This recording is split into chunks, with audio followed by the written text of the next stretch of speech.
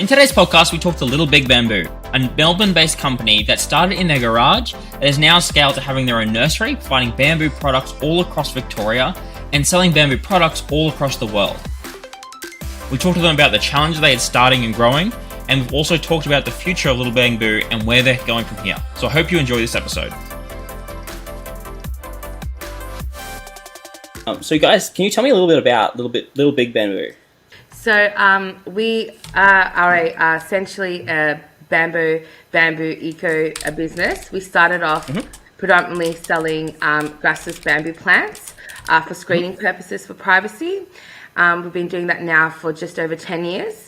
And in the last 3 years, we launched our eco range because we wanted to look further into sustainability and to reduce our waste and have a bit more of a positive footprint. So that's been about 5 years in the making, and we launched about 3 years ago. Yeah, how's that going? Like that transition, because obviously selling bamboo plants and then selling products online, they're very, very different businesses from each other. So how do you think they complement each other? Like how's that going for you guys? Look, well, we became quite well known the last few years for selling bamboo, especially in the southeastern suburbs. We had a really good customer base. We really got our name out there. So you're absolutely right. When it comes to selling products, it's a completely different market.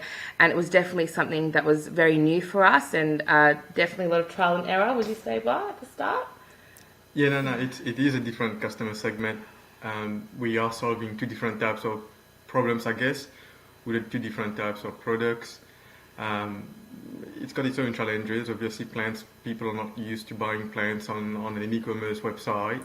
But we just had to make it a bit more simpler and more, with a lot more educational content on it to remove any objections that they would have online and allow this purchase to happen.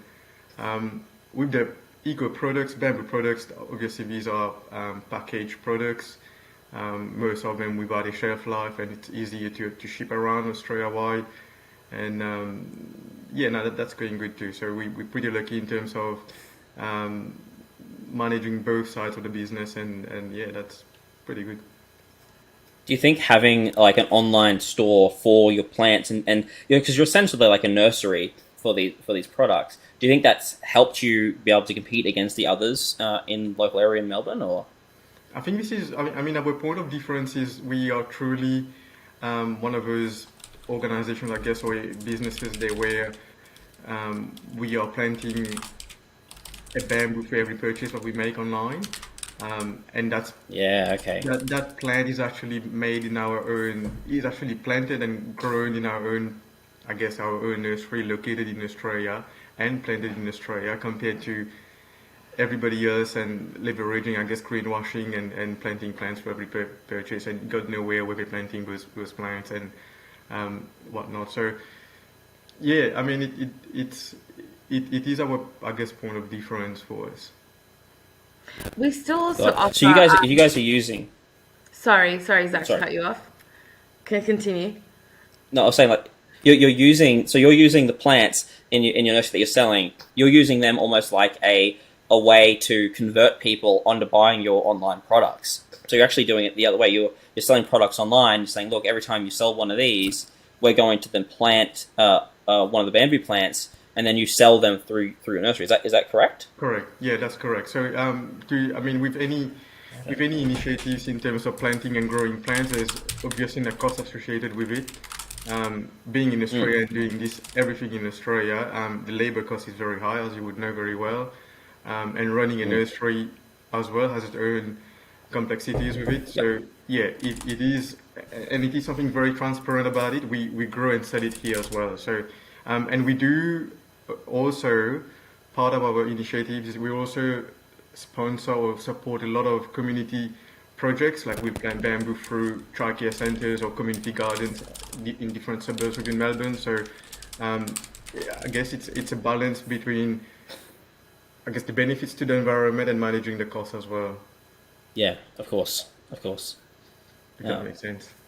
Yeah, because by having that community sentiment, though, it allows a lot of you to build a community around like what you're doing, and allows you to really feed in that. Because if you think about your business, you've got your bamboo products, which have a very eco-centric version, and that allows you to get a massive point difference of why should I buy from you over going to Coles and buying, you know what I mean, other random product, going to Target and buying something that's been made in a sweatshop somewhere that's probably, you know, in poisoning the environment, where you're able to balance it. It's a good there's a good sort of mix between both things. Yeah, absolutely.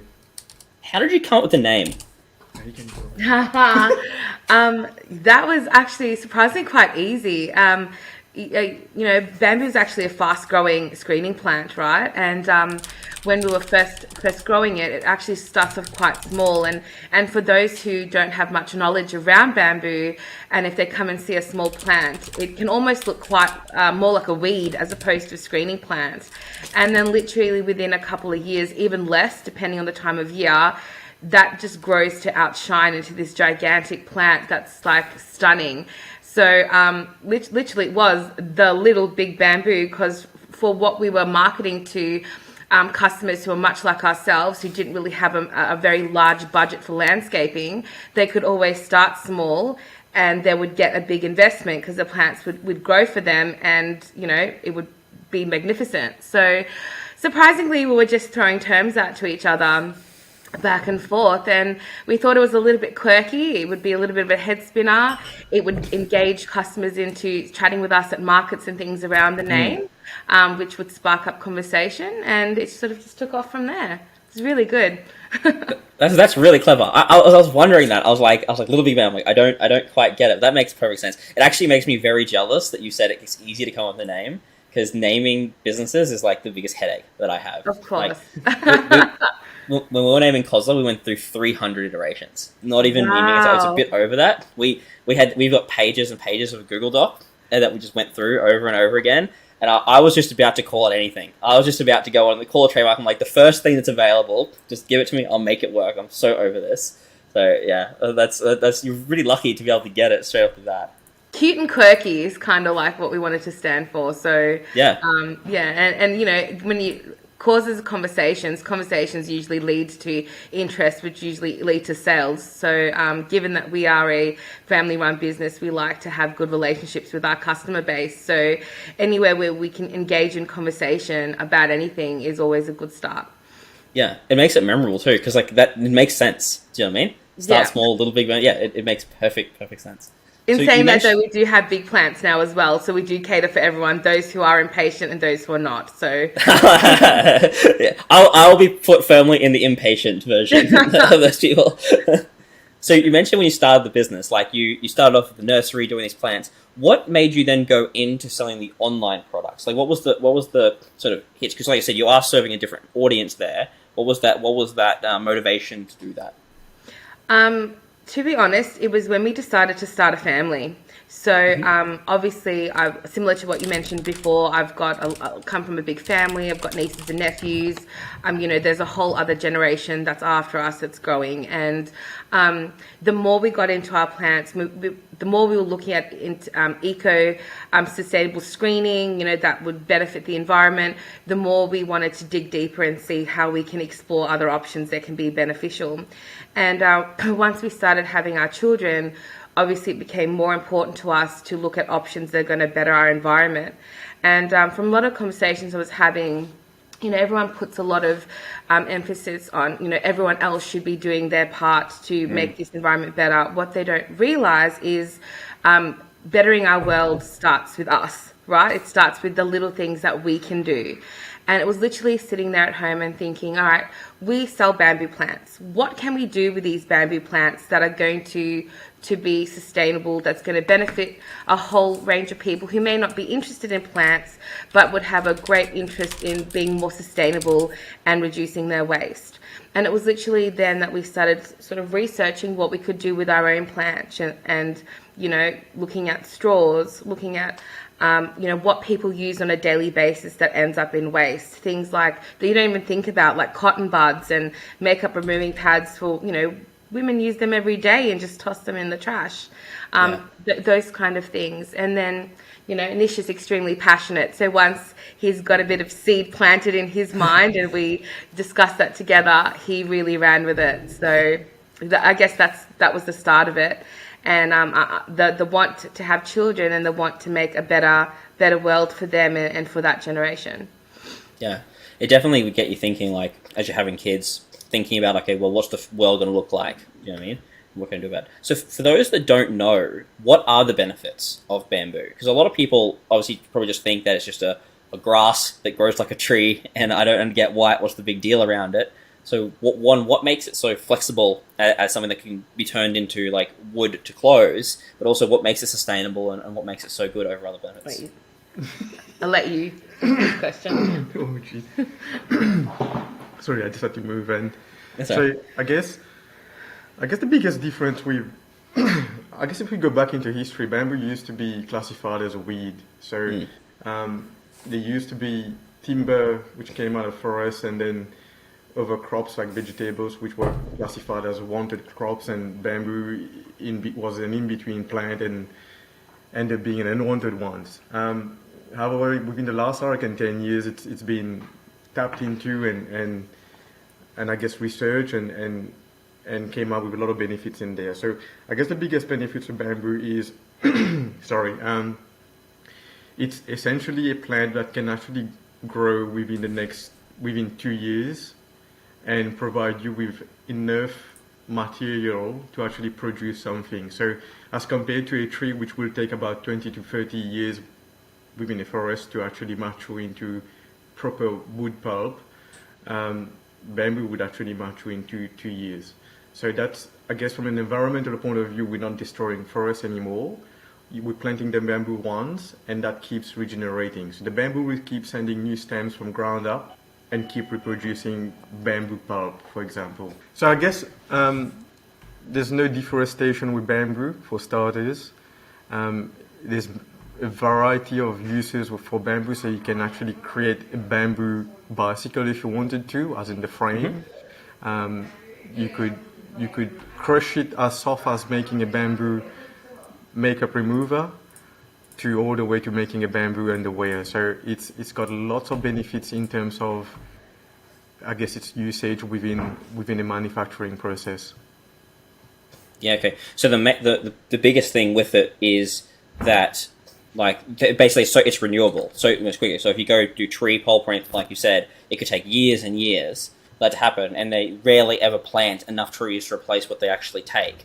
So with bamboo, they can take that area.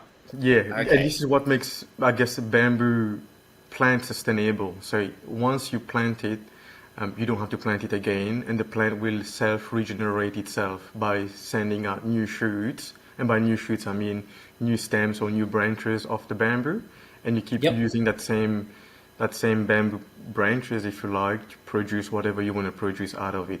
Or as a tree will take about 20 years to grow, and if, as you said rightfully, if it's planted again. Yeah, okay. That's interesting. So when they turn, say, bamboo into different products, so you got like bamboo, like I wear bamboo singlets, and I've got, we actually had a clothing store that sold bamboo stores as well. So I know how comfortable they are. But do you know what makes bamboo products so comfortable to actually wear? Like, what's the thing that actually makes that happen? It's as simple as the bamboo fiber. So the bamboo is basically crushed into pulp, which becomes bamboo pulp, and then that's turned into the fiber. So the fiber out of bamboo pulp is one that's very, very lightweight. So it does not retain any moisture, as simple as that. So it wicks away that sweat and makes it very lightweight, and that's probably the beauty of it. So unlike cotton, which has been, I guess, the evil of the industry over the last 20 years, cotton requires a lot of water and also absorbs a lot of moisture. So you essentially, and I guess that's the biggest difference. Bamboo fiber compared to cotton fiber is where the difference, the unique point of difference is. Yeah, righto. So I'm gonna take you back. So when you were coming up with your really cool name that you can't with, and those first few years. So, like, I know how hard it is when starting in business, going through it. Can you walk me through those sort of first few years, both when you first started the nursery side of things and your business right at the start, and then like how did you get your first customers? How did you really just like start growing it up? and then I'll sort of transition into the like. I want to know how do you start online instead of the growing on there. Did you leverage custom made things like that? Yeah. So the bamboo, I think the bamboo nursery business is I guess the marketing strategy is very different in e-commerce business. And back then, that was my first, I guess, one of the first businesses that I tackled, and there's a lot of trial and error there. But long story short, I was propagating the plants for starters, so learning all the propagation techniques on how to grow bamboo, the different types of varieties of bamboo, which one will best suit the Melbourne climate or even the Australian climate. You know how we have those hot, dry summer days and that cold, frosty days as well, especially Yes. in Melbourne. So trying to work out what plant will best fit the weather. That was the number one, I guess, key to finding the right product in terms of bamboo plants. Learning how to grow them on a mass scale, so having enough plant to sustain the demand if we had the demand. That was part of it. And like any other small businesses, when you first start out, no one knows who you are, so you try and get your name out there. And one of the things that we did initially was doing a lot of local markets. So we would go to there's a popular market here called Berwick Market in Melbourne, where we would showcase our plants, trying to educate the local community about the benefits of having bamboo as a screening plant compared to other plants, and from one market to about 10 markets per month, to doing markets every year, every day, every week, where we could. So that was, I guess, this is where we started. From there, we sort of built our name from that, and moved gradually online as well. So we had a proper website built for us in terms of not really selling, but educating people about privacy issues and the different solutions that you can have for privacy. You can have fence stoppers, plastic or concrete type of privacy gimmicks that you can put in to get some sort of privacy, but none of those were really eco solutions, or nothing that can give you that sense of lush green screening within your courtyard or your backyard. So a lot of education content, I guess, lots of blogging, and from there we slowly build the brand, I guess, and the name out there, and provided the right, best quality plants that we could, with the right customer service. So and then from there we sort of took off the nursery business, I guess. So after you went that, and then you went into your e-commerce one, how did you end up growing that? Because like you said, they're very different businesses. Like one's a much more local approach, you can do it. E-commerce, totally different beast. So what was that? Yeah. What was the thing you started getting customers in there, and what did you do in that part? Yeah, e-commerce was very different. I guess like any e-commerce business out there, everyone tries to either test the product or find a winning product and run with it. I had none of this concept when I first started, to be very honest with you. I just thought that was the problem that I could see within my family. This was the problem out there in the society. My passion was bamboo. I always I'd grow the plant. I started researching how to manufacture products out of bamboo within Australia, worldwide, anywhere. So I went into a crazy research phase, and to be very simple, I just looked at very simple products that I use on a daily basis, and said, all right, let's try and test those products.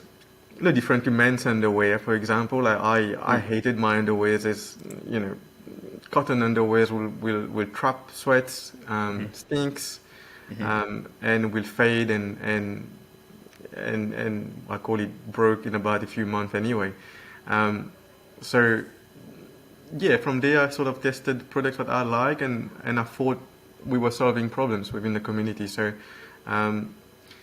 picked up a few products, and then I realized, how am I going to market this? I went through another phase of research, and it was totally different. I couldn't do markets. Market didn't really work. I tried to add it to the plants, and it never really worked. So from there we built this Shopify website for e-commerce basically, and started with things like Facebook ads, some influencer marketing as well. I tried TikTok ads, but that failed terribly. I don't know why, but something we down the track. The Chinese didn't like you. Yeah, so influencer marketing, Facebook ads, which I've never really thought of because I never really had a budget for um, digital marketing, to be very honest with you. So that was I never one of those headaches that you get when you start up and you go, geez, you've never budgeted for marketing, and if you don't have a budget for marketing, you're basically gonna fail e-commerce. So yeah, Facebook ads, influencer marketing, lots of blogs on the original website where we were selling plants to try and get our name out there, leveraging that website as well a bit. But yeah, that's how it started. Facebook ads and Facebook ads is a whole different beast again, as you would know very well. From the creative side to some media buying. But nowadays there's a lot of good educational content on YouTube, TikTok, and whatnot. You can always understand the basics, the one-on-ones, and take it from there, I guess. Yeah, 100%. How did you go with those Facebook ads? Like, did you when you first started going? Because that is something that a lot of small businesses, especially going into e-commerce, like they go, okay, I've got this awesome product, I've got this website, and no one visits. Okay, what do I do? And then so you've got like your earned media, like what you're doing with your blogs, stuff like that. But it takes years and years to actually start getting an audience for them. So then like, all right, I'm going to go buy an audience. I'm going to start advertising, and they throw money at it, and they lose a heap. So how did you find getting into Facebook ads? What are some of the things that worked for you? What are some things that didn't? Going through there, and then on influencer as well. Yeah, so with the Facebook ads, I put a lot of energy in terms of the creatives. It's something that I wasn't used to selling plants. It's a whole different, I think, game with selling products online. So creatives was one of the key aspects. I'm no different to anybody else. I went through a phase of call it the dark side. I couldn't work out how to do creatives. I couldn't work out how to do how to upload a video on the Facebook Ads Manager and trying to set that up and whatnot. So I really failed there, to be honest with you. I reckon for a good 3 months, I did a lot of testing, did a lot of learning in terms of the creatives, what works and what doesn't work, and a lot to do with trial and error, and a lot of money wastage as well. So that was the way I learned it. So I wasted a lot of money in terms of testing creatives, testing ads, work out what works, working with creators as well to actually put the ads together, working with some of our customers as well. So that was a key factor as well to get some authenticity there. And then it took me about 3 to 6 months, I reckon, before I did all the testing and ended up having a few creatives with that sort of, I guess, worked. And once I found a couple of creatives that were working, we sort of scale up from that, and really build from that. So that was, and again, even today, I actually, I don't know, it's one of those things. I really like doing creatives and that sort of thing, but I also absolutely hate it because it might work and it might not work. So something that you think you've done really well and that's gonna crush it, but it just doesn't. The amount of campaigns that we run, and we've got say 5 creatives, and there's 2 that I'm like, this is the stupidest creative ever, and these other 4 I'm like, I love, these are perfect, and these are gonna smash it. And every bloody time, those 2 that I'm like, I would not even upload them, do better than the other ones. It frustrates me, especially when you've got couple that you put hours and hours in, you set up giant photo shoots, and there's another one where what I started just snapped with a phone, and then that one does better than my photo shoot. You're you bang your head against the wall. Yeah, sure. Absolutely. And I went through this phase, as I said, the dark phase. Oh my, and it still happens because when I do create new creatives, I get this recollection of that dark phase. Oh my god, spent about days and weeks on that creative and put everything together and it still doesn't work, whereas the most simplest thing just kicks it, again, it's simple. I guess testing, you will never know until you test. I guess that's the key with creatives, I reckon. Yeah. How did you, when you were going through, because like you said, you weren't a Facebook expert, you didn't know those things. What were you looking at to say whether something worked or not? Were you at this stage? Were you looking at return on ad spend? Did you know your break even margins? Did you know any of this sort of stuff? Nah, I wasn't really looking at data, to be honest with you. I took it seriously. Like, there's lots of likes on this one. This is going great. I, I just, I just wanted to make some sale. I guess that was kind of, I invested a lot of time, energy, a lot of energy I spent on that, because I moved from a nursery business to an e-commerce business. So there's a lot of energy spent in a whole different domain. So I just wanted to get some sales. So as soon as I got some sales from some of the creatives, then I went and set up my data, I guess, the data capture, if you like. So, and I still look at it very simplistic. I look at, unlike media buyers that goes really deep into it, I probably should, but I don't because I don't have the time and I don't have the energy, and I got so many different things to do. So as long as the creatives, I guess ROAS, the return on investment, I sort of have something to do with a hook rate. So the first 3 seconds, I try and measure that as much as I can, and that's it. Cost per website, as simple as that. Anything else, I don't look at it. To be very honest with you, cost per impressions and whatever it's called, CPR, CPM, Yeah. you name it. You don't want to look at that last month. It would have been bad. And December's bad. And I know it's a seasonal thing too. There's a lot of competition online. January is quiet period of the year. It's way too much thing to look at. As long as cost per purchase is okay. Have you found them going up over the last 12 months or so? Like the costs going up?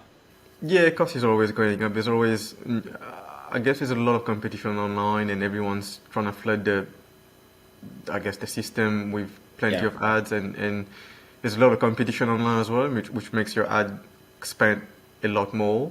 It's not one of those unique products where there's no one out there and you're just raking it up. I'm competing against big players in the market as well, where we have big marketing spend and ad spend as well, compared to a small local guy like me, you know what I mean? So yeah, it keeps creeping up, and depending on the time of the year as well. The Black Friday and Christmas time, and your ad spend will just skyrocket up, and you'll be like, oh my god, what's wrong here? So now we go through those phases, and I guess that's the norm for everyone, and we just do a bit of tweaks here and there to try and keep the spending within a reasonable limit, and also manage demand and also manage inventory as well, which I think is, everything links together. Your marketing links with your inventory and your demand and whatnot. So, and labor, for example, that's a big thing too. So we need to balance everything out. Yeah, exactly. So we've noticed, like, as an agency, like paid ads in general, like social ads, they're becoming more and more, or less and less profitable, basically, over time. Yeah, absolutely. Because with the, I guess, competition and the low, I guess if you look at it in very simplistic terms, for a business viewpoint, it's very easy to get into e-commerce. So I guess there's a lot of people getting into e-commerce. I would imagine, and this is what makes the costs. But that's causing like this triple effect though. Like, 'cause you get more competition, means it drives up prices. You pay for CPM, but it also, because there's so many businesses that aren't probably the most ethical, or run like they run really good ads. They're really good at the marketing side, but their products are terrible. So people can get burnt from it. And plus, the amount of ads that are on Facebook now, like, it's like every second post there's an ad. People are becoming less and less they're becoming less and less blind, or more and more blind to the ads themselves. And so it's reducing click rate that you're getting. People are less trustworthy of the ads, and it costs you more to run the ads at the same time. So it's kind of like this triple effect that's like affecting ads in general overall. So it's gonna be interesting to see how it goes. But that's where sort of absolutely. And you spoke about products there, Zach. I think one of the things that I've always done with businesses is I had a lot of chances to cut corners, even with the plans, quality of the plans. I think where our big point of difference is the quality of our products. From, I mean, you name it, from the plants, we spend a lot of time when we keep the plants growing a lot longer than anybody else in the marketplace. So we always providing a premium product. Same thing with the e-commerce product. There's a lot of cheap products you can get out there.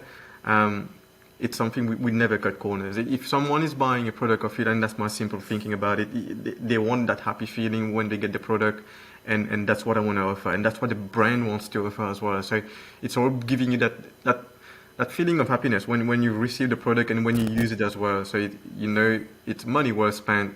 It's good for the environment, and you trust the brand. As simple as that. So yeah, product quality has been very, very important thing. So and that doesn't help with marketing as well, because if you're buying a quality product, it's normally a bit more expensive, and if it's sustainable, it's also a lot more expensive because you're removing plastic away from the packaging, for example, which is cheap and very cheap. By you putting in a home compostable packaging on top of the product, it's another layer of cost, and then you're and you're putting bamboo fiber is not cheap, so it's expensive too. So everything, I guess, adds up as well when you're providing a quality premium product. Yeah, that's agreed, and that's the hardest part, right? Like, so you're trying to market that. Someone else is marketing the exact same thing. They might not be living up to that standard, but the person's reading their copy. They spent 10 times more time on marketing than they do on the product. So then they're staring at it, and they buy from them, and not from you. And you're like, well, I spent the time on the product. Yeah, I get it. It's so hard to get across, especially on places like not necessarily on Facebook as much, but on places like Google. You don't do pay-per-click ads or anything. It just puts your ad next to their ad, and they say the same thing. And one's $10 dearer than the other one, and people just choose the cheapest one every time.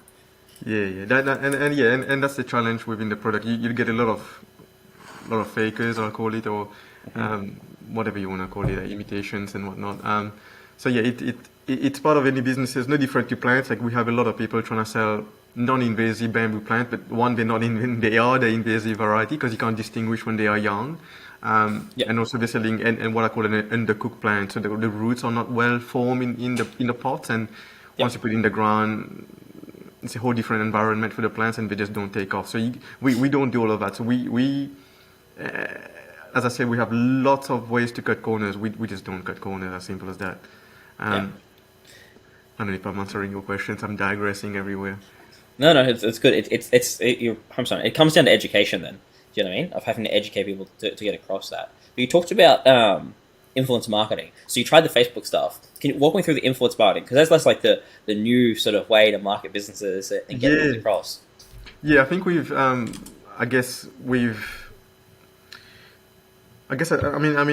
from paid ads, it's getting a lot more expensive with organic posts and whatnot. That's really nothing out there, to be honest with you, for me.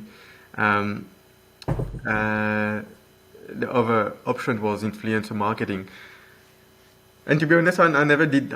We started at the start. We were sending a lot of our products to micro-influencers for starters to try and get a little bit of, again, brand awareness. Did that for a while. I couldn't see my return on investment, to be honest with you, based on that cost and also the time spent to engage with them and follow up and whatnot. But having said that, as I said earlier, too, no different to me not looking at my Facebook ads data properly. There's a lot of opportunities in influencer marketing, and I think 2023 will bring the spotlight on influencer marketing because your limitation to your paid ads and limitation to your organic views, I guess. We failed a lot there. I spent a lot of money on there too as well. But it is something that we need to get ourselves together for 2023 for sure. Yeah, it's definitely becoming the future. I think the average return on ad spend currently, and I might be wrong, is around like 9-ish. I think it might be like 8 or 9 currently on the high end for some influencer marketing. Whereas I think ads right now are on their like average is like 3. So like the gap is very wide. But you got to find the right influencers. So many influencers just take the mickey, like send them stuff. They do nothing. You say like, "Where's my post?" They do absolutely no work at all. It's like, oh, come on. They ghost you. I mean, I find a lot of them that will ghost you midway or once they receive the product, or they don't do a proper post as well. Like, I mean, maybe I was wrong, but as I said, it's something that we need to look into, Yep. which we haven't done properly. I'm assuming. Yeah. So We've done giant campaigns with influencers, and they have got the name of the company wrong. They have linked to the wrong account. Like it is just like they are some of them are the most frustrating human beings to deal with. They're yeah, like, you have to do it again. They're like, oh no, I did your post. No, no. That's not how it works. yeah. Now, influencer marketing is something. It is something huge. You need the resources. I think we don't have the resources internally as well. To be honest, to someone to manage influencer marketing. Um, and it's something that we need to probably, yeah. I've got a list of about 600 items on there for me to work on, but I think I just don't do anything out of it. But I Yeah, think yeah. I just need to prioritize and get stuff done, I guess. That's the worst thing that I do. I make a list of 300 things, and I work on every one a little bit, and I don't get. You got to like, I got to really get one, and then finish that one, and move on to the Yeah, next. Yeah, that's yeah, the, no, the that's bane of absolutely. being a business owner. Um, Yes. so, do you currently have like, is it just you and your family currently, or do you have staff that work for you? No, Or... we got a warehouse in Geelong, so we've moved our warehouse Yep. in Geelong. So we've got four employees there Yep. that manages the whole e-commerce business. Um, that's for the e-com. For the nursery, we've got one, two, three, four employees as well in the nursery for the plants, propagating plants and Yep. potting them up and just nursery work. So no, I started from my garage. I won't lie. Everything started here from the house as well, but no, not from here anymore. How did you find that transition? Like going from solopreneur, basically, and then now having to manage staff and lead a team. Like Yeah, what lessons did you learn from that transition? it's probably the hardest thing, I guess, managing people in the business. I think that's the number one issue, finding resources, finding the right resources that you can trust as well, so that you can really delegate and really close your eyes and knowing that it's working, everything's done properly. It's been challenging for me to transition. It was a very hard time to transition. To be very honest with you, I've got a mate that is the operations manager. So we used to work together back in a previous life, and I knew I could trust him. We spent time together. We basically friends, and he looks after the whole, I guess, operations, warehouse, fulfillment. He also looks after pretty much anything to do with fulfillment. That's his gig. And in terms of the nursery, these are casual employees, so I manage them myself. Yeah. And this is a high turnover rate as well. This is not like an e-com business where you have everything structured like in a warehouse, for example. The plant business is very seasonal, so come spring and summer we are very busy, so we do onboard a lot more employees to help us out. Come winter, for example, the plants are basically sleeping, so there's Yeah. nothing to be done. So then we go quiet there. Yeah. So no, it is a challenge. I'm very lucky for someone to be helping me with the warehousing side of things. Someone I can trust, as simple as that. Someone I can trust, and not only trust short term but long term.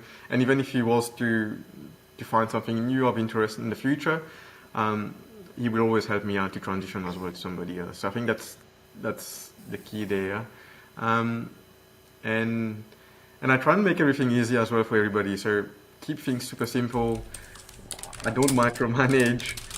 I don't micromanage. I just make it fun. Just go with your thing. You know, if you don't want to, I'll be very honest as well. If you don't want to fulfill today, for whatever reasons, don't worry. Fulfill tomorrow, as long as you catch up with the backlog. Whatever works for you. Yeah. I guess that's my simplistic approach. Everyone is a human being. We all have feelings, emotions, and things going on in your personal life, and you can't sustain the same level of performance on a daily basis. So that's why I don't micromanage, and you do your own thing. Do you have KPIs for your team? Yeah, I do. I just have a quick, not really KPIs. I think objectives, I would say, and a few very simplistic objectives. So we manage time. We also manage time to dispatch. A number of orders that comes through, and that sort of thing is out of control anyway. We manage inventory, and we look at demand as well. So that's done on a weekly basis. So we Yeah. don't wait for month and that sort of thing. We try and do everything on a weekly basis. So everything is done on a weekly basis. It gives me, I guess, because I don't micromanage, that gives me a bit of confidence as well. Yeah. Does it when you say like manage demand, or what's that? Is that like the amount of orders that are coming in, or are Yeah. you predicting? Okay. Yeah, So you're not the predicting forecasting is orders. very forecasting is very out of whack. It is something that I've always been focused on. Forecasting is we forecast based on last month, or we forecast based on last year, or forecast based on economic sentiment of markets. Everything is screwed. With Yeah. COVID as well, I mean, everything is out of the, especially now, we're in this uncertainty period. There's inflation out there, there's recession looming potentially as well in 2023. Forecasting is very hard, so we try and keep a level of inventory, but we don't get caught up, I guess. Yeah. That's Yeah. Forecasting is basically impossible. It's like you go look in the crystal ball and you pray and you hope, and it never works. yeah. You prepare for the worst case scenario and then hope. Yeah. But then again, everyone's like, I prepare for the worst case scenario, and then COVID hit, and they're like, my worst case scenario was not good enough. Yeah, absolutely.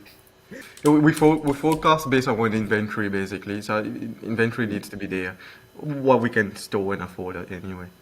Yeah, well, there's we've been using a couple of different tools for a few clients, and it's like basically using like AI and intelligence to see what's coming up and the predictive rate and help do it all. But even then, it's so hard like to actually, because it doesn't know like what's happening. Do you know what I mean? It needs so much data. Like that, it takes you years and years to get enough data for it to even come like within like 10 or 20% sometimes. So, yeah. So when you were starting up your business, so you could go back right back when you're starting up and you coach to now, were there things like assumptions that you had about being a business owner? Because you mentioned when we caught up the last time, like you were in corporate world, you didn't want to be there. So I'm assuming before you started your business, you're like, this is what being a business owner means. This is what it's like. What were the assumptions you had then that now you look back and you're like, that was so stupid to have those assumptions? I guess everyone, there's that term called entrepreneur, but I think it's a buzzword. Anyone can be a business owner. I hate the entrepreneur word. Yeah, I hate it so much. You just need the right attitude and a little bit of learning as well. So you need to keep your mind open and keep learning. What I had in corporate world, I thought in corporate world, everything is very, and I work in very high in corporate world where you need to have, business plans together. You need to have business case together, justify and go through a whole RFP process, tendering process if you needed something, and 50 levels of approval and whatnot. To someone who doesn't even have a business plan. Yeah. I have a high level strategy in my head, and I know where I'm heading, and got my vision there. Yeah, that's I guess corporate was very red tape and that sort of thing. Where I'm very lean. I'm very lean, and there's a lot of learnings too, because I thought marketing was not my forte, and still probably not my strength, and it is something that there's a lot of learnings there, because I'm not a marketing person. I'm a very authentic person, so I'll say it as it is. And by saying it as it is, which I used to do with my clients, I used to lose a lot of sales, because I wasn't playing the marketing game. And then when I moved to e-com, again, marketing is massive on e-com. So if you don't market your brand properly, you market yourself properly, you're basically stuck. And I never had any budget for marketing, because I thought if I do something good out of passion, with the right intentions, the best product quality, it will naturally come to me. But nothing naturally comes to you. You're gonna market. So that was one of the biggest learning there. I don't know. From corporate to small businesses. That saying of like build it and they will come does not apply to ecom. That is the worst advice ever. Yeah. Like Yeah. it's people like I'll build the best thing, I'll do the best thing, and people will just turn up magically to my website. No. Yeah. There are No. 10 million other websites out there. They will not find you. Like it will not happen. Yeah. Like Yeah. you will get the person who's trying to scam you before you get someone's trying to buy something from you. So yeah, it's it doesn't work. It doesn't work. In fact, ecom, like even in retail in general, if you really think about it, retail is just a marketing machine between the products at the manufacturer. Do you know what I mean? And the customer. Retail is just a machine that delivers that product to them. You know what I mean? Like its job is to market, position the product, and give it conveniently to a customer, more convenient than a manufacturer could do it. Because if it was just build a product and they would come, then all the manufacturers would have direct consumer brands, and that would be the end of it. Yeah, Really. no, that's a very good way of looking at it. Yeah, no, that's right. That's spot on. What were some of the things as you're going through your journey that were apparent failures that end up turning out to be successes as you're going through it? So you mentioned things like your Facebook ads didn't work and stuff like that. But did something happen when you're going through your business journey and be like, oh, this is bad, something's gone wrong, but then it end up turning around in some way? I can tell you with the bamboo plants, we were propagating plants on a specific day in Melbourne. It was 35 degrees, and most of our plants were about to die. I Yep. think we put down, I reckon, easy $30,000 worth of plants for propagation, and we would assume an enough strike rate and those plants to be ready for a certain period of time. For example, if you plant in spring, the plants will be ready in autumn for sale. By the time we harden the plants and that sort of thing. So on that day, I still assume everything will come up for growth in autumn, but nothing came because they went through a period of shock. We planted the wrong timing, not the right watering systems and that sort of thing. The plants were never ready for autumn. So we had that big batch. We just sat there, took all our space, prevented us from propagating anymore, and ended up ready for sale the next year. And the next year was the year when COVID hit, and this is when demand really ramped up.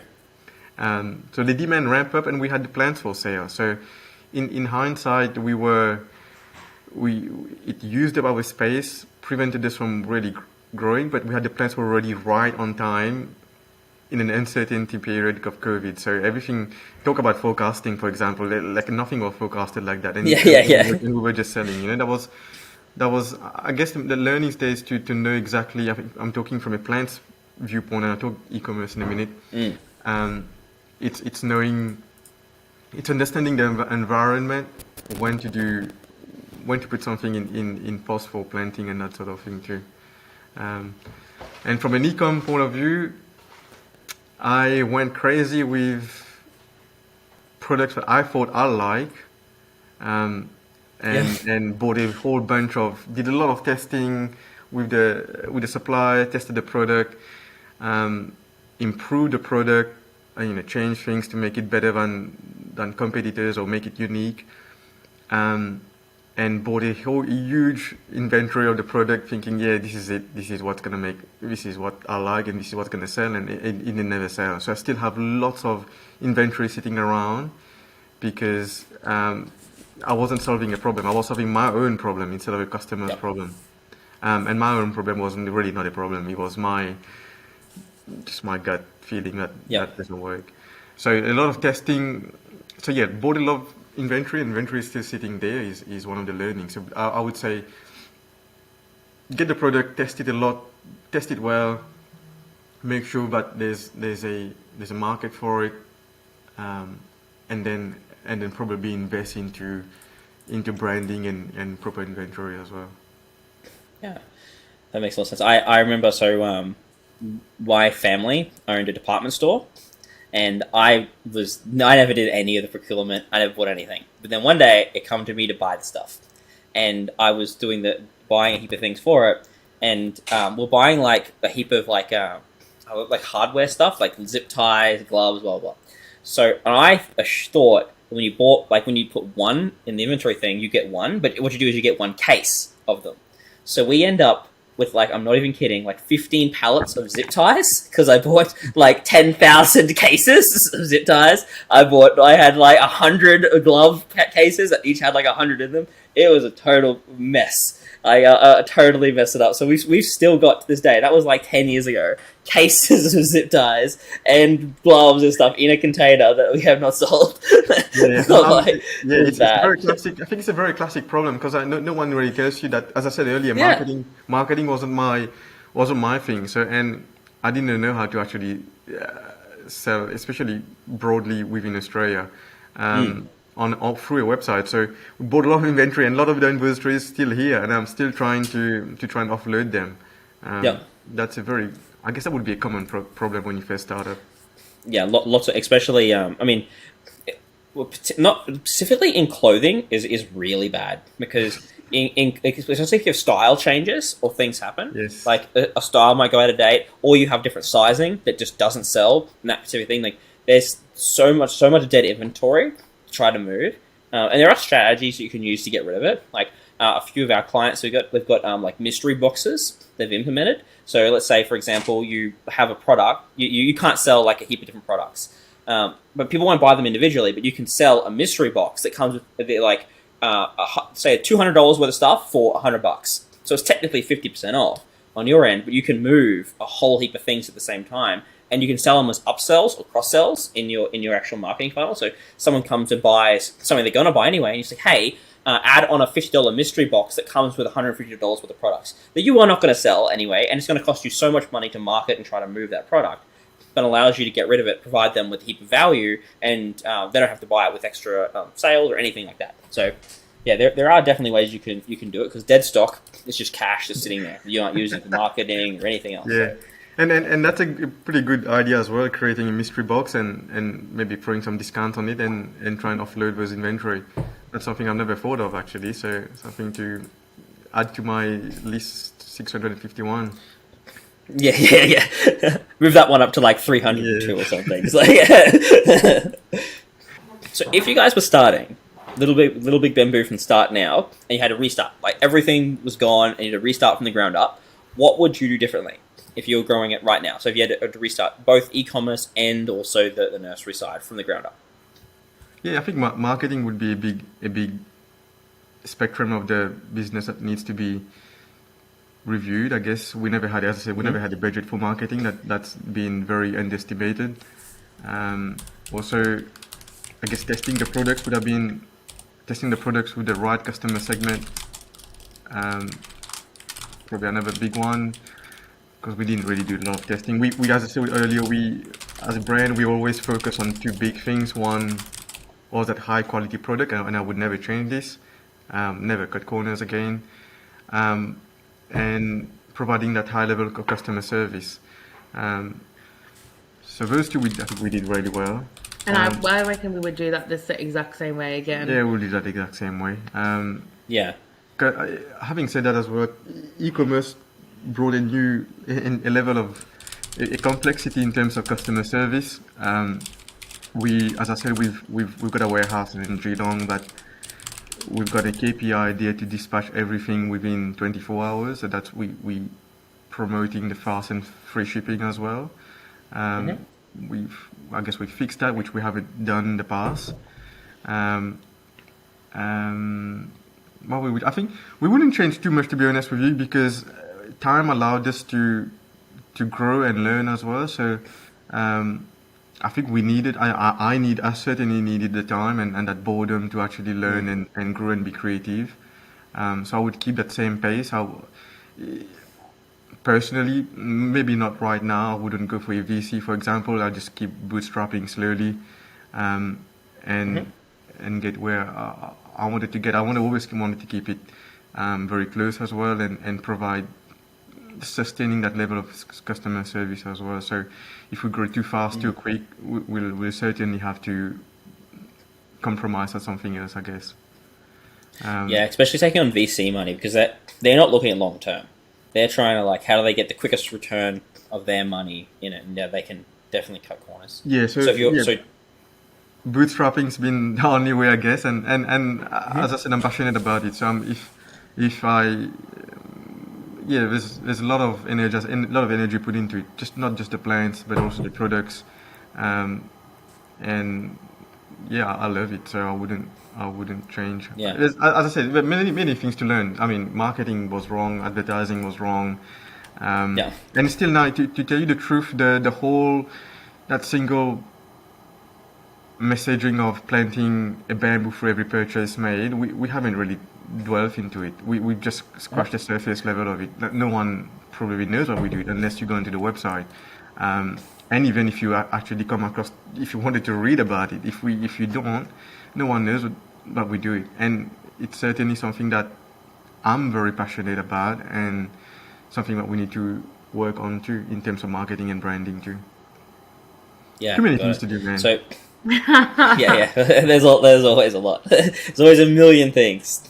So just want to make sure I understand. So like if you were restarting a things that would be higher focus on marketing and making sure that was a higher priority for your business bringing up, and then making sure that you test your products in the market. Make sure you test them before you go ham and buy boxes and boxes of them and think they're gonna sell. You buy a couple, test, see if they sell, or even do things like pre-orders, blah blah blah. Try yeah, that makes sense. Yeah, Makes that's a lot of correct. So sense. we don't hold cash on inventory. That's a big.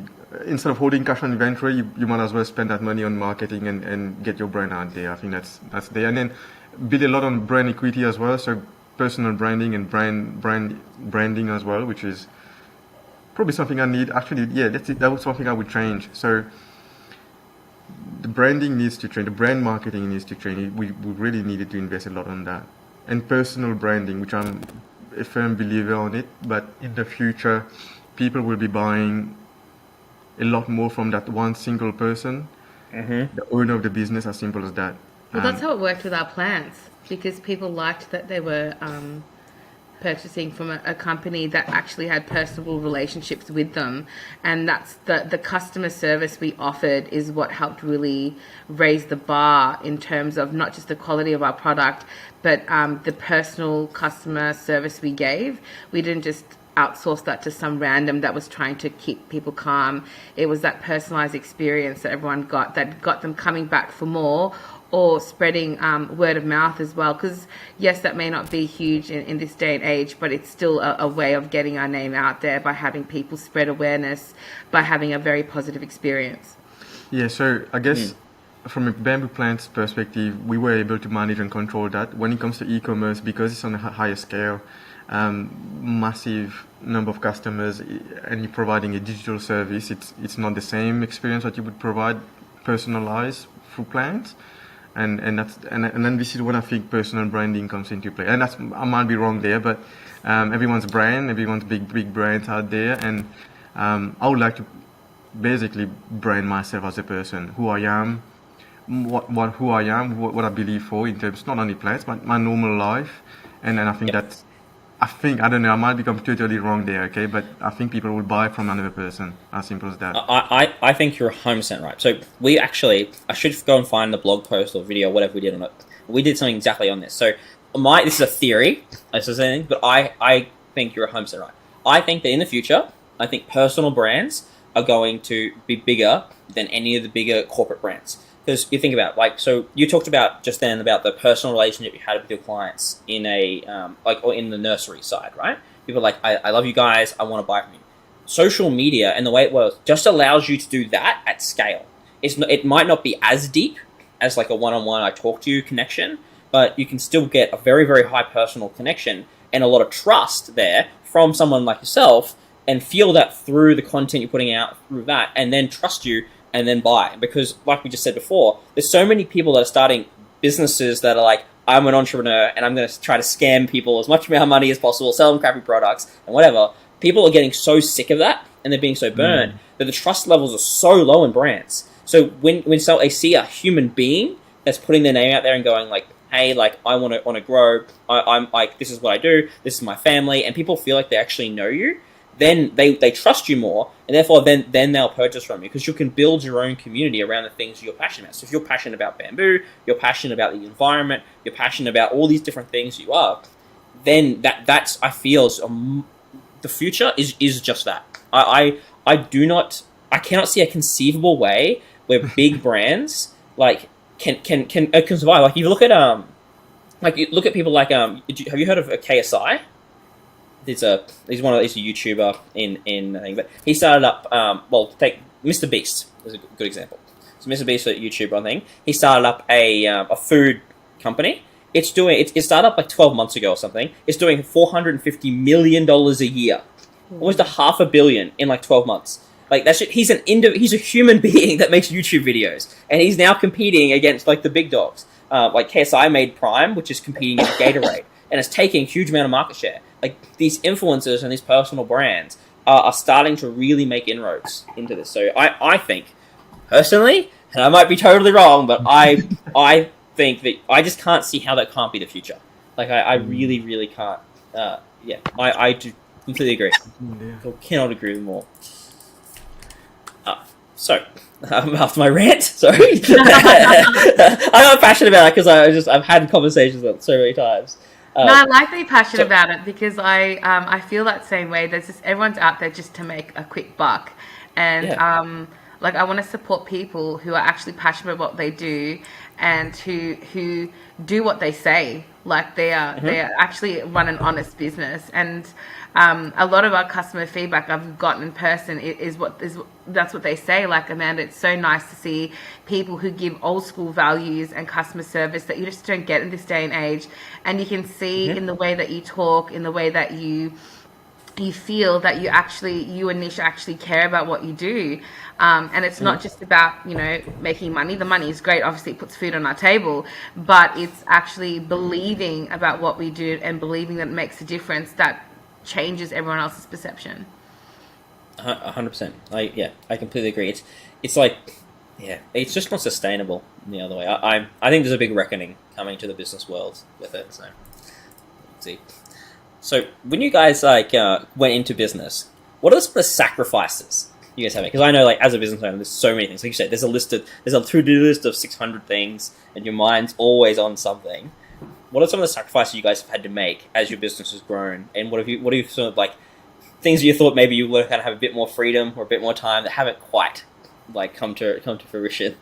Time in general, I reckon. Mm-hmm. Time in general. Yeah, I think when you're solopreneur at the start, time is a big limiting factor. You're also jack of all trade, I guess. You trying to learn everything yourself and do everything yourself within a limited budget. So there's budget constraints, there's time constraints, there's cognitive load constraints. There's, I guess, until we had a warehouse and people working for us, and still that the dynamics changes too. So it's a different phase now. So you're managing people instead of managing it yourself. I don't know. The time for we thought this is great. We'll run this business. We're passionate about it, and this will give us the flexibility to have time as a family. And we could travel a little bit and things. But we're slammed. To meet the needs and to live up to the expectations we've set for ourselves and for our customer base. Sometimes Neesh is working 16 to 17-hour days, and it's not enjoyable. He's extremely passionate about what he's doing, so those 17 hours might just fly past. But I'm like, what happened to work-life balance? Having said that as well, there's a lot of positives in it. We do have a lot of flexibility working for yourself. If you didn't want to work for the next 2 hours here, you can allow it to yourself. But obviously, there's a backlog coming up the next day. But you do have the flexibility. I've got the flexibility to go and pick up the kids when I wanted to, and I just make time for it. It's basically time blocking and time management. That's to go around it. Yeah, it sounds like you got a lot bigger hand on it, because most people, they sacrifice everything else. Because I laughed when you guys said, look, start a family, then we went into business, and we started going through the film like, that's the story out here. They're like, we're going to have more freedom, more time, and then they find like, no freedom, no time, and now they have kids as well. We're like, oh gosh, how do I manage this? We get our children involved, so that's another thing that we do. They may be young, but they see firsthand, that we enjoy what we do, why we do it. Neesh is great in getting them involved with things where they can. We've got our family logo on the back of our products so people can see, they're in it. It's not just Nish and myself. We've got our 2 kids as part of that little family logo. So when you purchase our products, people can see that they are purchasing from a, originally run, the origins were a family-run business. So, yeah, actually, you are right. You manage your time very well. But I just assumed at the start of it all that we'd have a little bit more time. But anytime we get now, where he's driving a new idea or he's learning a new concept or an aspect of the business, which is good. I think that's something challenging as well, because once you launch a product, you think that this is it, and then you think, oh, there's a different version of the product, or there's a different, I don't know, there's different perfume of the product, or different scent of the product if you want to, or different size of the product that you want to tackle, Then you gotta add this to the mix, and brings the whole different level of complexity as well. You gotta drive a marketing campaign behind it to make it work. There's more products, more inventory, more. There's an impact on cash flow and that sort of thing. So it's never quite static. It's something always dynamic there, changing always, and I think that's the beauty of it too. Yeah, having to learn TikTok ads. Oh yeah. Oh yeah, actually talking about TikTok ads, one of the learnings, I need to get onto TikTok ads. It is something that we spoke about Facebook ads and influencer marketing, but TikTok ads is, I guess you need a lot of money actually to actually outlay on TikTok ads for starters, and it doesn't operate the same way as Facebook ads anyway. It doesn't, but the TikTok is scary how targeted you can get. It knows everything. It's actually terrifying. How much how detailed you can get, because Facebook over time has become less and less really targeted. It's got more groups, but they're like millions of people groups. But you can get super niche on TikTok, and it can it's very very different platform. But you can get very very targeted with who you're going after too. So mentioning about platforms, that's another tricky bit too. So I don't know, I'm digressing into different things, but learning the different platforms, because they're always evolving and changing too. So TikTok nowadays and the media buying on TikTok or Facebook is different, and it's always changing from one month to the other. So you got to keep up on, I guess, media buying strategies and how those platforms are evolving as well. And they're always bringing new stuff on, and you got to learn it. And it's not always nice to change every month, I guess. No, I was praying that TikTok would be banned, so I didn't have to work it out, but it didn't happen. I'm like, oh, lame. Is there any business advice that you guys hear that you disagree with? Most of them. Build it. Having a business plan in place. I wouldn't put a business plan in place. I'd just go lean thinking for sure. Time or gone where you need to do all these upfront big, 300-page documents. You don't need a marketing plan. You don't need a marketing budget to launch. I think you definitely need a marketing budget, otherwise stay away from business. I don't know, cut corners and try and get into the market. That doesn't work either. You don't need to cut corners. It comes and hits you in the face if you do that at some point. Yeah, that's what I hear all the time, that people start quick, break things, do it. I'm like, no, the only thing you're breaking is the customer loyalty, and people leave then bad reviews, and the business ends up starting off in a bad spot. You know what I mean? You're better off spending a bit more time to actually get the product right and do it. When you launch, be happy with it. You know what I mean? Rather than try to launch terrible products. And I totally agree with the business plan. I do not know a successful business owner. Now, I'm going to exclude the people that take a lot of investment money, because they always ask for a business plan. And every time I look at the business plan, we consult with the people clients. I'm not going to mention names, so I'll get them in trouble. But I consult with them, and they're like, the business plan is for the investors. This is what we're really doing. Oh, and I'm like, okay, great. Okay, cool. Yep. This is I see the 300-page thing. This is just to make the numbers look good, so the investor gives us the money. Because everyone knows the business plan is total crap. No one knows what's going to happen. They have this 10-year plan of what's going to happen on January 3rd in 2025. No one knows what's going to happen, because new technology comes up, new platforms come in, the whims of people change. I'm I agree. I think business plans are one of the biggest fallacies that I've heard of. You got to have like some type of map. Like we've got a core Yeah. strategy program that we run, but like just full like giant documents. Yeah, I've never saw the sense of them at all. Yeah, and then what other things that we've been told? Um, the biggest thing that I've been told is whatever idea I've got, it's not gonna work. Yeah. Um, so Just shut you down. there's a lot of people that come to me and I'm gonna introduce bamboo. I'm gonna sell bamboo plants, and the first thing you'll be like, oh my god, this is gonna take over the whole neighborhood and the roads and whatnot, and people hate Yeah. bamboo and that sort of thing, and you'll fail. And then also bamboo toilet paper. I'll be competing against the big players out there, who gives a crap, and there's a lot of there out there. And why do you want to do this? The market is already saturated, and there's no way you're gonna get into it. And for starting, you don't have the marketing budget to go against them anyway. Um, just don't listen to anyone and just go by your gut feeling. Yeah. I've never, and you'll make the mistake anyway. If it doesn't sell, I'll say that we've got products there sitting in the inventory, holding cash up, and it's part of the learning process. You just learn from it. I mean, you still listen to the right person, and the person is going to give you the right advice, and you take everything in.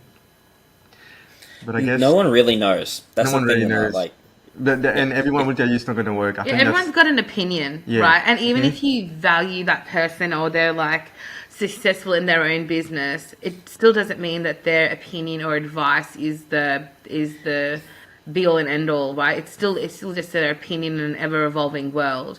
And no, we were never going to say that we were going to launch one thing and that was going to take over the world. It was never about that. Yeah, so And then I think nowadays as well, most people in e-commerce want to test products and see whether it works or not, and then try and make money off it. I still believe you need a little bit of passion. So you need to Yes. believe in those products, and you need to believe in. Like I'll be very honest with you, I'll be selling men's underwear. I hated my underwear for the last since I was born, I reckon. So waistband was wrong. I was digging into my stomach. You Yep. get the shape. What do you call it? Chafing, The chafing the happening. rolling of the bands, Yeah. they get stretchy, they Get get stretchy. holy. I will- That was personal to me, Yep. That was me fixing the world here there, That's me, and whether it worked or not. He was walking around in his underwear that we made, and he was like, "You know what? I freaking love them." So I will send you an ad of an like a few years ago we have a clothing brand and I was selling underwear. I'll send you an ad that I did for the underwear. Everything you're saying, I feel it in my heart because I grew up on a property, so we rode horses and we're doing that. When you spend like 10 hours on a horse saddle with crappy pair of underwear, it is the worst experience like ever. Like it is like Yeah. it's terrible. Absolutely. I grew up in the tropics, man. In Yeah. no different to Queensland up there. Humidity. Hot and humid, and man, the last thing you want to have is a cotton underwear stinking Yes. like shit, Sweaty. and Yep. sweaty and whatnot. Yeah, it's bad. I'll send you the ad after this. You'll get a laugh out of it. We did it in like 5 seconds. Like one of the team members, we got this ad in. We did it. So yeah, you'll get a laugh out of it. Is there any courses and books or like resources in general that have like helped you guys as you like come up into business? Like, did you go to like a seminar on business that really helped you, or read a book or anything like that? I guess so. I mean, we both went to uni and got educated. I guess within our specific domain. I studied business information systems, so I had a degree in it. So I guess the 101 in terms of business and system were already framed into my mind. Yep. But I had no practical knowledge in terms of implementing those. Even though I worked in corporate for a few years, and that was still not enough. I was just doing big documents there for nothing. Yeah. And so I guess you learn from every aspect. You learn from friends, you learn from family, you learn from your own family. There's a lot of learnings that I've done with my dad selling books at a very early stage of my life. I learned from YouTube. a lot from YouTube and a lot from TikToks and the world. So as long as you know what you want and basically have an open mind to learning, as simple as that. In any shape or form, I might have read books, or might have read an article on the newspaper, might have listened to podcasts. Podcasts, I reckon, Yeah, is the podcasts future. have definitely been. Podcast has been, amazing. I think podcasts will be the way of the future, to be honest with you, and that'll be the next TikTok. And Yeah. and I think I was reading something the other day. There's already 80,000 podcasts out there, and there's a massive room for marketing as well within podcasts. So listening to podcasts, which is no different to listening to a friend or listening to someone anywhere. Yeah, wherever you can learn, magazines and whatnot. And then just practicing, I guess, like learning and then implementing. The most important thing, I reckon, that's the most important thing. The most important thing is just I wouldn't. I think this is me personally. I wouldn't move on to a new piece of content unless I've implemented the previous one. So for example, if I've watched or listened or read something or listened to something on a podcast, and there's 3 takeaways from it, 4 action items. If I don't do those 4 action items, I would never listen to another podcast. As simple as that. Because the easiest thing to do is to listen to the podcast or watch the YouTube. Everyone just watch Netflix non-stop and do nothing about it. Like no different to cooking shows. You watch cooking shows, but you're never in the kitchen. What's the point? That's me. There's no point watching cooking shows. Seriously, don't watch. You're wasting your time and life. Is and this a effort. secret message coming to me through Zach? No, this is just for the business purpose. No different to business. Yeah. There's no side thing here. No, not at all. If you listen to YouTube and they say, yeah, you're gonna run Facebook ads, and then you never run it. That's such a good piece of advice, because so many people they read book after book after book after book, and I'm like, awesome, what have you done? Like, nothing. I'm educating myself. No, like it doesn't mean anything. Like, no, people say the information is power. It's not. Information is potential power. Do you know what I mean? When you know something, it's just the potential to actually do something, but unless you do anything with it, it means nothing. So yeah, I completely agree. It's really good. Is there a question that you wished I asked? That we wish you asked. How do you stand the test of time with a business? Yeah, righto. Yeah. So how do you stand the test of time? That's a good question, because you've got a lot of the things going there, especially with your focus on customer service and with products. So what is your answer to that? For me personally, as much as we're growing and we want things to get to a mass scale, I don't want our core values to change. So I still want to be a business that runs on honesty and integrity, and that still values our customer base, above all else. And it's quite easy, as Neesh mentioned before, now that we're running this e-commerce and it's on a much larger scale, to get a bit complacent in that field, because obviously people are going online, they're obtaining information online. Prior to that, I was their port of call for plants. If somebody wanted to know about plants, if someone wanted information, if someone wanted aftercare, they would call me. And sometimes I'd be fielding calls like all day, all evening. I'll be sending text messages at all parts of the day and emails, and it's exhausting. But I enjoyed doing it because I was giving back to these people authentically who we stood at as a brand. And it's really easy these days to get complacent, because it's like, oh, look, we made 50, small scale, we made 50 sales today. Who cares if 2 customers are upset? But I still care. It's so good to hear that from you, because so many people, they say, look, I want to grow and they want to scale, and but I want to keep my values, but it's kind of like they're not really. Do you know what I mean? When it really comes down to it, when it comes down to the person's unhappy, they'll make the point of call that's best for them financially. Do you know what I mean? Rather than actually assist the convos, and it doesn't align, and eventually you get caught out. And in social media world, that you do that once, that goes online, and then thousands of people hear about the bad review and go, and it's not sustainable. So it's definitely good to hear that you're as you want to scale, as you want to grow and maintain that sort of consistently, that's what's going to keep you guys alive. and Yeah, how we advice. maintain that though would probably evolve because I can't have 5,000 people just calling my number because obviously that's Oh not no, sustainable either. that is stupid. You can't do But the thing is, Zach, I it's think kind of what also it's also though what I want because that's something that I've got to learn and is to let go and allow somebody else to feel these questions and queries and not just assume that, oh, it's my business, so I'm going to answer it the best and I'm going to give everyone the best possible, you Yeah. know, response. I need to be able to be like, right, we are a growing business, therefore we need to be able to delegate some of these roles and still know that we're still giving the best possible, you know, advice as we can. I got a weird one for you guys. Yep. If you had to make a quote off the top of your head right now that embodies you, what would it be? Oh, that's a hard one. Yeah. Say that again. A quote off the top of our head that embodies us and our business, what would it be? Us and the business as well. Just us. It could be just you guys. No, it could be just you guys. Good screening, good neighbors. What? No. Oh, that was our old school slogan. Yeah, we used to have a slogan called "Good screening grows good, Good neighbors" neighbors. when we were selling the plans. Oh, that is a good. Yeah. What you should know. I don't know what you replace it with, but that is a sick slogan. It is. It really is because you wouldn't believe the amount of people that actually don't get along with their neighbors. It's incredible. I felt utterly blessed that I grew up with great neighbors when I hear these stories. So we really ran with that. And then I think overall, slogan overall, it's got to be something to do with.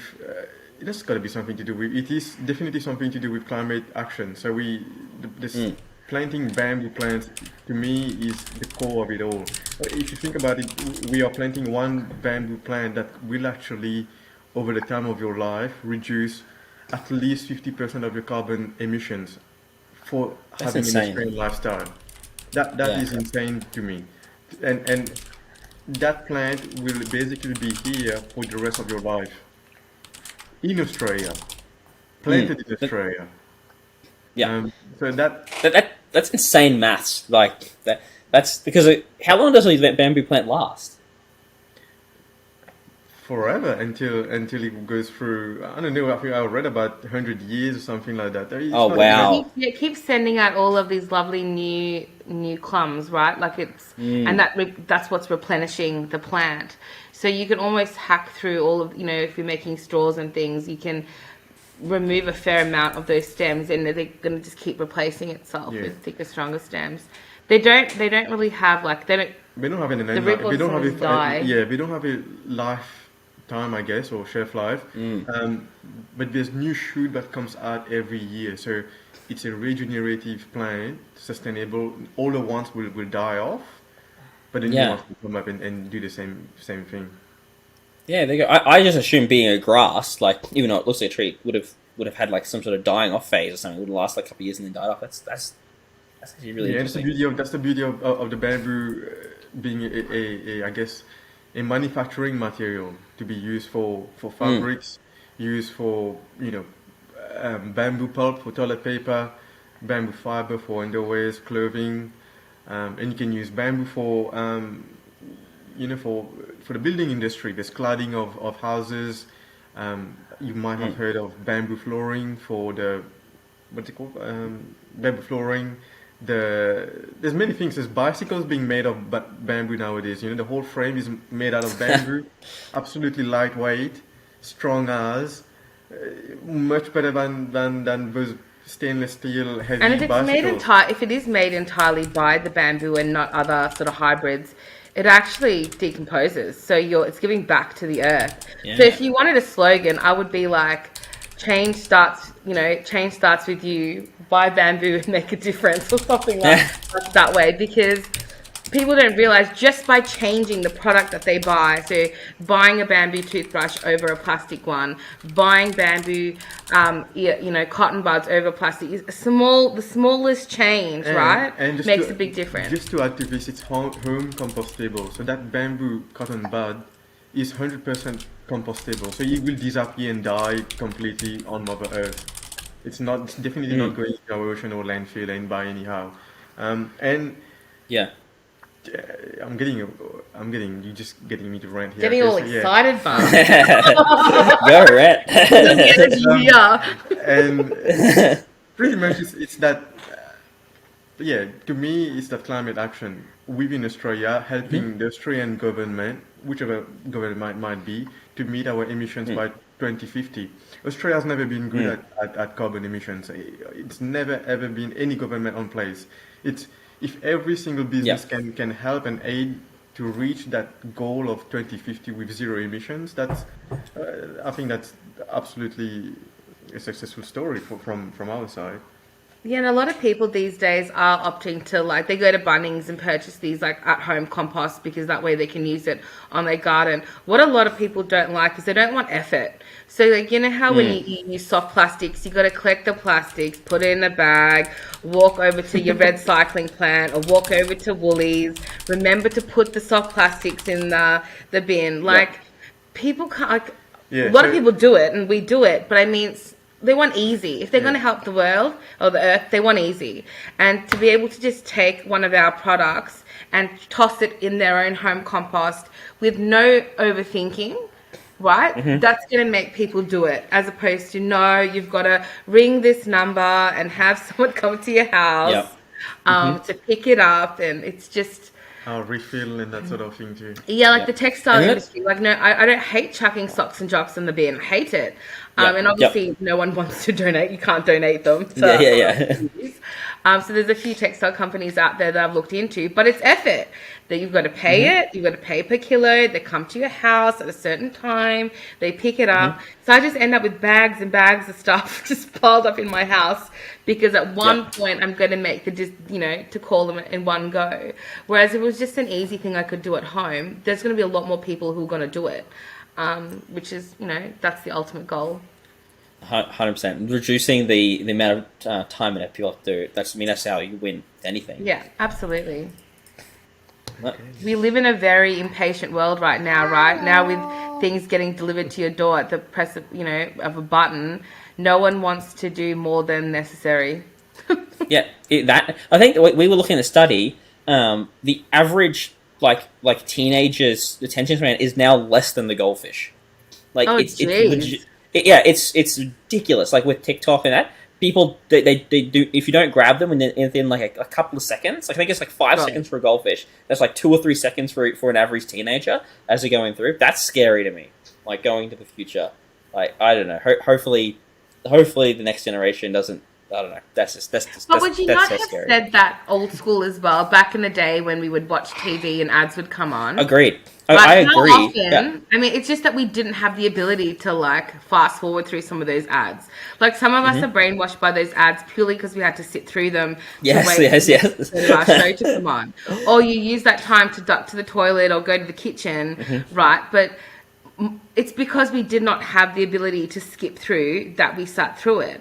I 100%. think, given the opportunity when we were younger, of course I would have Yes. skipped through them or half of them unless it grabbed my attention, So maybe we are all secretly like that, but we don't know it. No, I agree. 100%. I think it's human nature. I think that it's human nature needs to have consistent change. They don't like I think we're all prone to it. I have when we went to our family gathering, I've got my grandparents who are on TikTok, and they are exactly the same. Even though they will complain about the kids, and they'll be like, "Look at this funny TikTok," and then switch over to this one.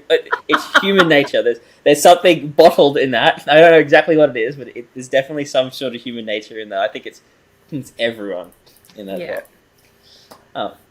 But okay, so where can people find you guys? Well, where would you like people to go? If people see this and they go, where would you like them to visit? Which website? Would you Facebook pages, things like that? The website. Yeah, just the For website, sure. Our website, or Instagram. You can DM us anytime on Insta. Do you guys have a product that you would recommend? To say someone who's thinking about getting the Bamboo products or doing it, do you have like a specific product you think people should start with this? Or do you have a package or something that people could go to? Yeah, there's the there's the family pack online, which is a bundle pack, and you save 30% right off there. So that's probably a good way to start. If not, there's There's a smaller version of it which we call the gift pack. So that's a number of all the different products, smaller ones, items that can be used throughout, I guess, throughout the year in any household. If not, I would certainly tell everyone to try our underwear. Yeah. The men's underwear is Alright. zero product out there, just fully tested and trial over many years. So that's just me personally. No, it's a good one. Well, thank you very, very much. I really appreciate it. No worries. Thank you for having us and for the opportunity to be on air with you guys.